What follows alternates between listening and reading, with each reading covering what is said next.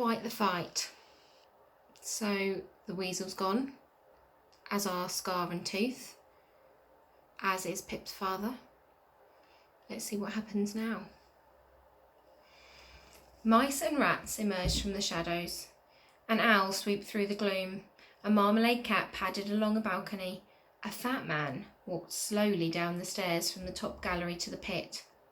Just as the weasel had ordered, Pigface had stayed at the far end of the top gallery, guarding the bear. Well, that's not quite true. In actual fact, he'd stood about 15 feet away from the bear, hoping she wouldn't come any closer. Every now and then the fat man and the bear gave each other a nervous glance. Neither of them wanted any trouble. At first, Pigface had enjoyed watching the fight, but the smile had slowly faded from his face. As each of his friends was killed, his unease turned to fear. When the fighting finished, Pigface came down from the gallery and walked across the pit. He knew exactly what he ought to do now.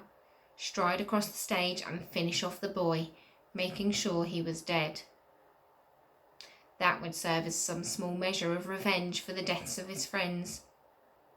Instead, he headed out of the theatre and went home. As another fat man once said, the better part of valour is discretion.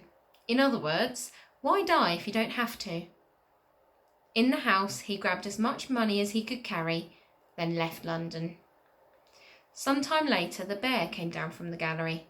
Around the theatre, other creatures gazed at her, all of them. The mice, the rats, the owl, the marmalade cat, and the spaniel were wary of the bear, knowing their lives could be ended with one swipe of her paws. They needn't have worried. Miranda was a peace-loving bear, and she had no intention of killing anyone. She lay down on the stage, not far from Pip, placed one paw on top of the other, and rested her head on both of them. A moment later, she was asleep. Pip didn't even notice her, nor did he see the spaniel who came up and curled up on his other side. As the moon sank and the sky turned from black to blue, Pip remained entirely oblivious to his surroundings, sitting cross-legged on the stage, cradling his father's limp head on his lap, all his attention focused on his father's face.